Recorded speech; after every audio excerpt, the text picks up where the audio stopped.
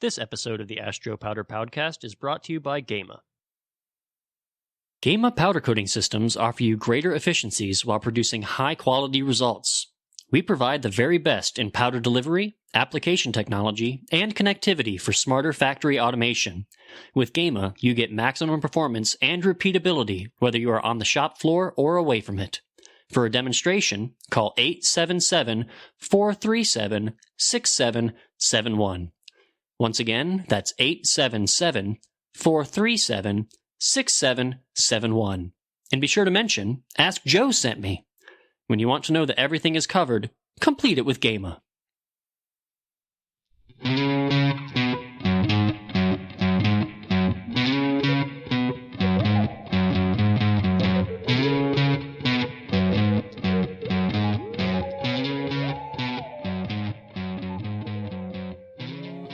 Hello, all you powder coating fans, and welcome to episode 41 of the Astro Powder Powdcast.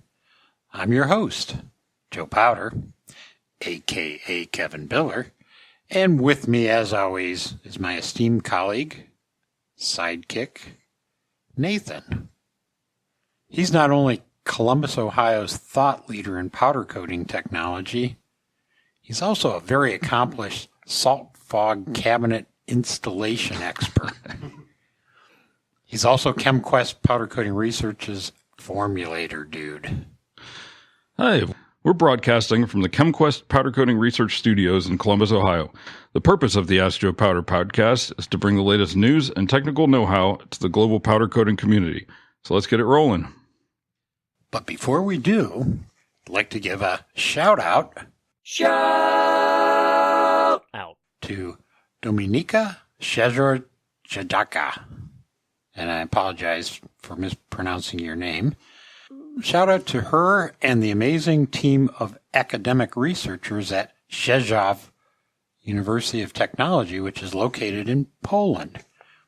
This esteemed group is led by Dr. Barbara Pilch-Patera, and they've done some really cool powder coating technology over the years.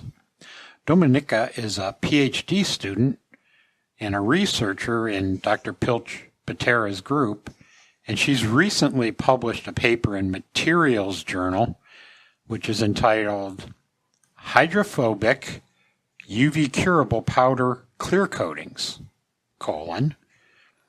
study on the synthesis of new cross-linking agents based on raw materials derived from renewable sources. Boy, that's a lot of technology in a title of a paper that was published. She's also published some other fine powder coating research work in Progress in Organic Coatings, that journal, and the topics include UV curable powder coatings and also novel blocking agents for urethane cure powder coatings. In addition, she has a great YouTube video that shows her work in their really pretty impressive laboratory. We'll give you a link in our post, but it's well worth checking that one out. It's very well done. I've always been impressed when I see the next generation of imaginative technologists working to innovate powder coating technology. So congrats to Dominika and also to the leader of that group, Dr. Pilch-Patera, and the whole Rzeszów University research team. Good job. So next is our Guess What section. Guess what? All right, IPCM reports that PPG Envirocron P8 series anti-graffiti powder coatings were presented at Paint Expo 2022. PPG has developed a new solution specifically designed to completely remove graffiti without damaging the underlying surface. It's also able to resist the harshest cleaners and chemicals. This is, based on urethane technology, but they're not using a traditional blocking agent. Maybe they got something from a Polish research team. Could be. But They say the coating doesn't include carcinogens, mutagenic, or toxic to reproduction substances. It's easy to clean, graffiti resistant, and provides good impact strength, elasticity, and yellowing stability. That sounds good. Yeah. I wonder really what the size of that market is, but if you formulate urethane powder coating properly, it's going to give you some pretty extraordinary chemical resistance, including anti-graffiti performance. All right, in products finishing reports, AkzoNobel launched a microsite to support powder coatings. Specifically, the AkzoNobel launched a microsite and resource center for customers and specifiers of functional powder coatings to guide them through the selection process and learn how they call them resicoat, but how they can support transformational change in scenarios where protection defines success. You can tell a technical person didn't write that. Protection defines success. I think that's somebody with a marketing degree. But users can learn how different resicoat products can address very specific needs, such as the inside and outside of pipelines to protect the integrity of drinking water or to insulate electrical systems on the latest generation of electrical vehicles. Basically, functional powder coatings, we're talking about epoxy-based coatings that can be used to protect against extreme hot and cold, excessive pressure, and they're used in oil, gas, petrochemical, all kinds of pipeline. Yeah, where they need extra chemical and corrosion resistance. The other thing, you mentioned epoxies, but, there are also a handful of thermoplastic powder coatings that can be considered functional and give performance in these kinds of, extreme environments and applications. And here's one from Coatings World. BIC, or BYK, or Book. I call them BIC. They launched a new PTFE-free line of wax additives. Classically, PTFE-based wax additives have all kinds of great properties, including scratch and abrasion resistance. But recently, PTFE's come under fire. On a global level, people are trying to use less of it. And so, BIC came out with this line of PTFE-free wax additives that are not only safe to apply, but also ensure outstanding application results. Yes, good stuff. And that's certainly a trend in the industry, for additives, for, whatever technology, including powder coating. But the fluorinated additives, kind of a toxicity bullseye on them because of trace levels of PFAS and PFOs, I guess. Anyway, good for BIC. It's good stuff. So now it's time for our question and answer section. Do you have a question? Ask Joe Powder. Well, you can ask him. Ask Joe Powder. He has the answer that'll advance your powder coating. It's the Ask Joe Powder podcast. All right, our first one comes from Richard in Texas. He says, "Hi, Joe. My name's Richard. I'm a mechanical engineer. I just read your 2017 article from Powder Coated Tough website on technology interchange, choosing an outdoor durable powder coating. I found your article very informative, and I feel like I have a better understanding on the subject. We design and manufacture irrigation equipment, which includes metal chassis and pedestals that get powder coated for the outdoor environment. It's sold all over the world. We have multiple sheet metal vendors who use different powder coaters. We recently discovered that the different powder coaters don't all use the same chemistry. Some use a polyurethane-based chemistry, others use a polyester HAA-based chemistry. From your article, it looks like you called it the industrial and high-performance chemistries are what we're looking for in our product for UV durability resistance. My question is the UV resistance in powder coating based solely on the polyester HAA or polyurethane, or is an additional UV inhibitor added to the chemistry? I'm trying to determine how to best call out UV resistance for the powder coating in my drawings. Appreciate your help and look forward to hearing from you." Okay, Richard. Thanks for your question. And it's interesting. I mean, if you take a couple steps back, that you've had components powder coated at your contracted coaters, and they've used different chemistries. Apparently, they weren't told which chemistries to use, right. Which I think what you're getting at here, Richard, is you need to specify. And my goodness, this is so important in the performance of any type of material, in particular powder coatings, is to have a specification so you can guide your contractors to do the right work. So anyway, thanks for reading my article, and I'm glad that it helped you with your understanding. UV durability is mainly influenced by the primary resin in the powder coating formulation. You mentioned polyester HAA and polyurethane chemistries. Both of these rely on a polyester polymer as the main binder component. Now, the polymer or the polyester polymer in either one of these chemistries, it can be kind of a standard industrial grade, outdoor grade, which is going to give you 1 to 2 years durability in an environment like Florida. But there's also what the industry calls a super durable grade, which can give about 5 years durability in a Florida type environment. What I would recommend is that you specify the super durable grade. A better way to describe that is to require a 2604 grade powder coating. That's the AAMA, AAMA specification 2604, and that's used in the United States. This specification requires 5 years Florida durability, and I can send you a copy of the specification.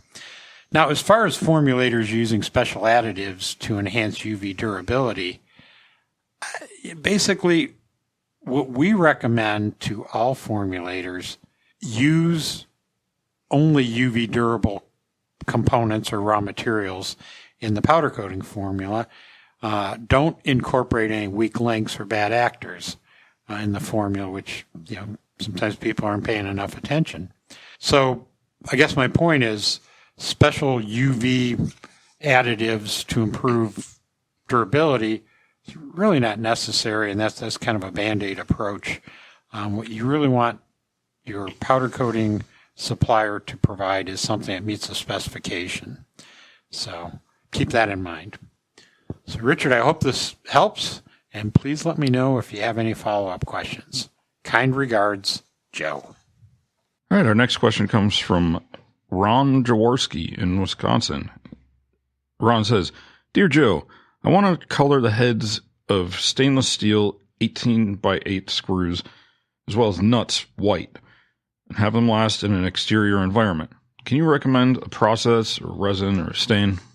Thanks. Okay, Ron. Yeah, you can powder coat the heads of screws.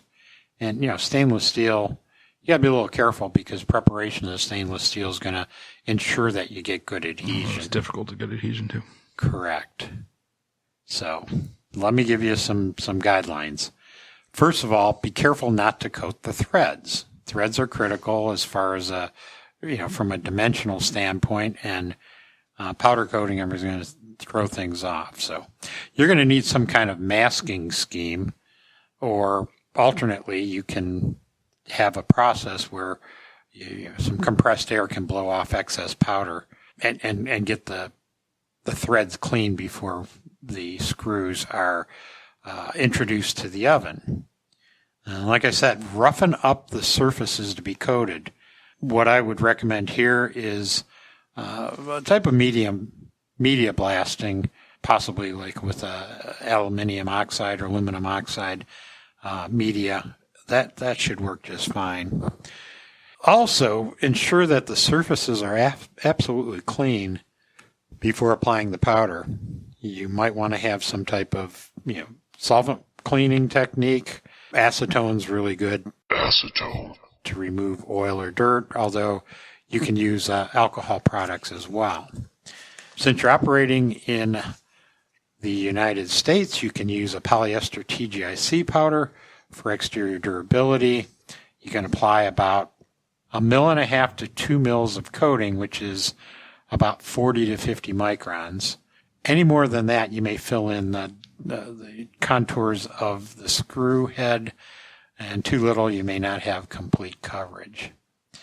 The other thing that's vitally important to make this whole thing work is make sure the powder is completely cured. So follow the guidelines that your powder supplier recommends in their product data sheet. Make sure that the screw heads see at least the amount of time at temperature that's referenced in that data sheet. I hope this helps. Good luck with your project. And now it's time for a word from our sponsors.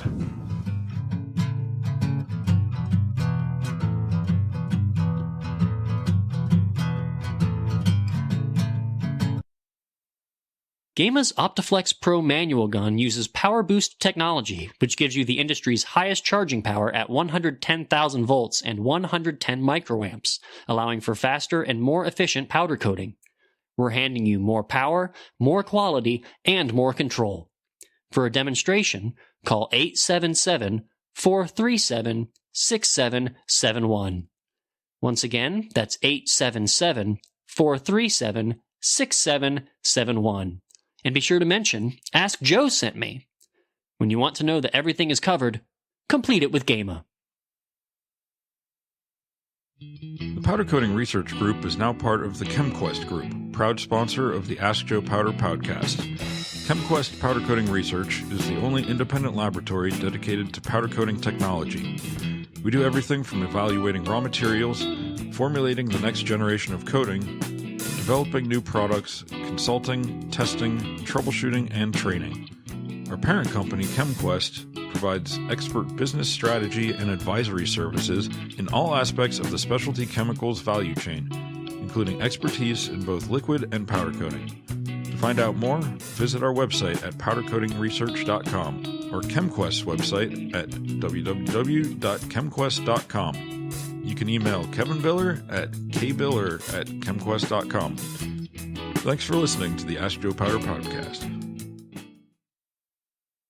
The ChemQuest Group is the parent company of CQ-PCR and provides strategic consulting to companies throughout the specialty chemicals value chain, including advisory services on business strategy, market research, mergers, acquisitions, or divestitures, manufacturing excellence, and formulation, application development, and benchmarking for liquid coatings and adhesives through our sister facility, the ChemQuest Technology Institute. Please contact Edie Fox Abrams, Vice President of Business Development, at info@chemquest.com.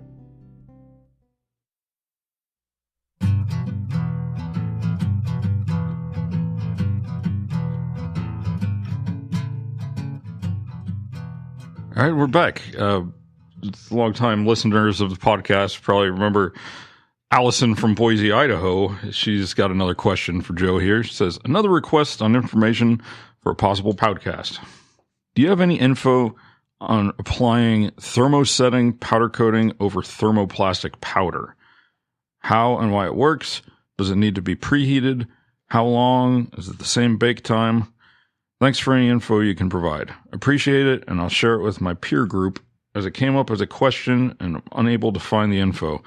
But I've heard that it is a great process. Thank you, Allison in Boise. Okay. Well, hello again, Allison. This is a tricky question indeed because there's a number of variables and possibilities. I'm going to give you kind of a general explanation of what to look for. And like I said, it's general. Probably the most important thing is to test it out yourself with the specifics that you're considering using. But let's kind of break it down. Thermoplastic powder coatings are represented by a broad spectrum of materials.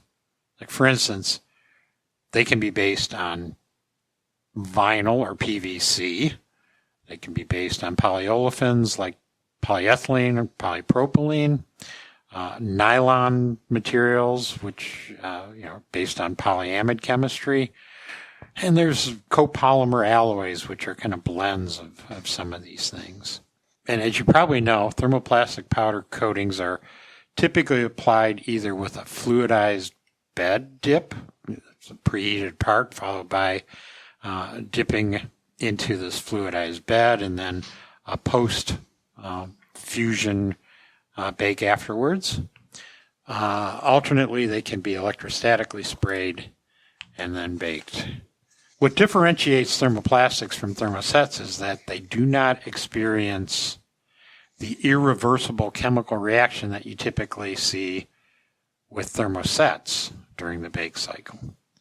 So practically speaking, this means thermoplastics will re-soften and eventually melt at elevated temperatures, whereas thermosets maintain their hardness and rigidity at elevated temperatures. And I'm talking about within reason. I mean, super high temperatures are going to cause degradation, but I don't think we're talking about that here. So if you think about it, if you apply a thermoset onto a thermoplastic powder, the thermoset's going to melt and harden. However, the thermoplastic will simultaneously soften, and depending on the melt temperature and type of thermoplastic, the thermoplastic may actually start to melt and move. On the other hand, the thermosetting powder, it's going to shrink as it hardens, and it may actually wrinkle due to the mobility of the underlying thermoplastic powder. I would think that you want to avoid getting wrinkles in your final top coat. Well, that's it's actually more common, I think, to see a thermoplastic over a thermoset. That's a scheme that they use in the functional pipeline coatings, where they're doing multiple coats. You put the thermoset on the base, the thermoplastic on the top, and the thermoset's not going to move around, but you get a nice protective coating on the... You're absolutely right. And as a matter of fact, certain thermoplastics work better when there's a primer. And what better primer would be, than a thermosetting powder. So absolutely, looking at it in that order of application makes a lot of sense. But, kind of look at what types of behavior you can expect out of thermoplastic powders. The PVC ones, they typically melt around 130 to 150 degrees Celsius. The polyethylene in particular, high density polyethylene, it melts and softens between 125 and 135 degrees C. Polyester thermoplastics, they have a higher melt point, kind of in the range of 160 to 170 degrees C. And the polyamide, pretty common material, nylon-based, melt points between, say, about 170 to 180 degrees Celsius. Now, most thermosets cross-link, means they chemically react between 160 and 200 degrees C. So curing a thermoset powder over a softening thermoplastic will probably cause these wrinkling defects, I would predict. That said, before you endeavor anything or before you draw any conclusions, I would do a test on a piece of scrap metal or scrap parts or a test panel and just check it out for yourself. There might be some interesting things that you find out. We in our laboratory, that's what we do. We try things out and we see what happens. So anyway, I hope this helps, and keep those questions coming, Allison, and take care. Best regards, Joe Powder. Okay, it's time for upcoming events. Hey friends, where are we going? To an upcoming event. All right, coming up in June, the 21st through 23rd, 2022, Opera Fati, finally happening. Sao Paulo, Brazil. So it's been pushed back a few times. But 17th edition. It's a big show, so be there or be a jerk. Then the 8th and 9th of September 2022, the Powder Coating Summit, which is going to be co-located with Coatings, Trends, and Technologies in Lombard, Illinois. We'll be there. We have some behind the scenes involvement with that show, so if you want to come and say hi to Joe Powder or Nick, be there. Well, the other thing, we've pretty much solidified the agenda, the list of speakers for this PC Summit, the 2022 PC Summit.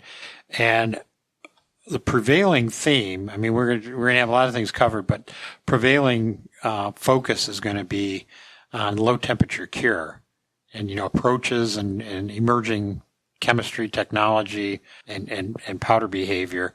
We've got some top-notch industry expert speakers that are going to talk about different components of that. Well, and it makes sense because that's where all the new stuff is. There's constantly new developments with the raw materials, even the ovens, the application equipment. Like, it's just low temperature. Everybody's coming up with new stuff, and that's what we try to do at the summit is show, what's going on in the industry and new developments.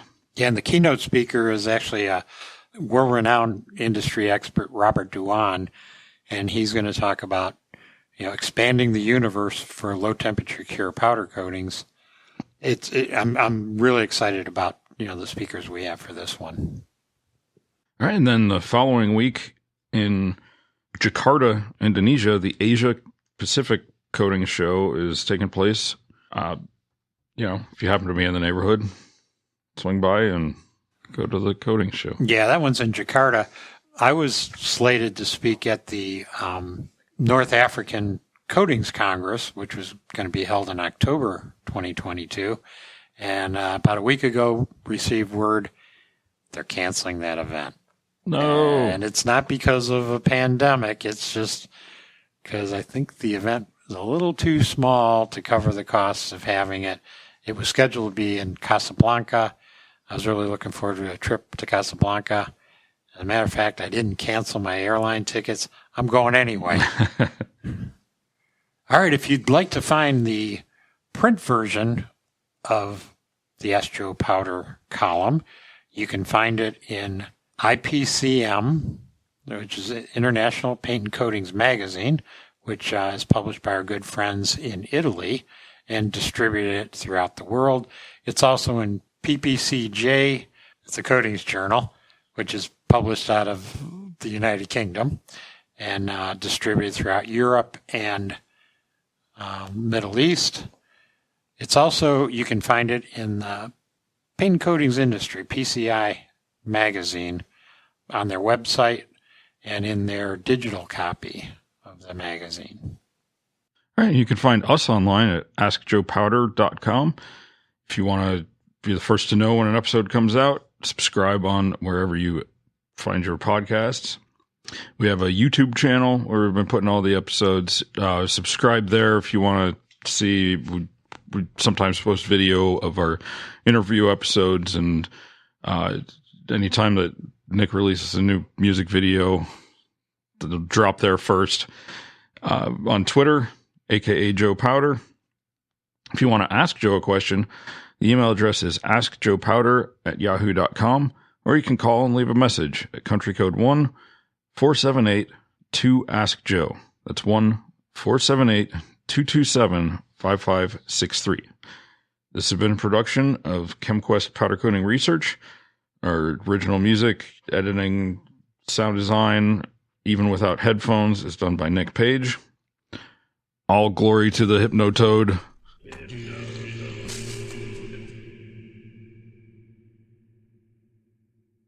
And keep your powder dry, my friends.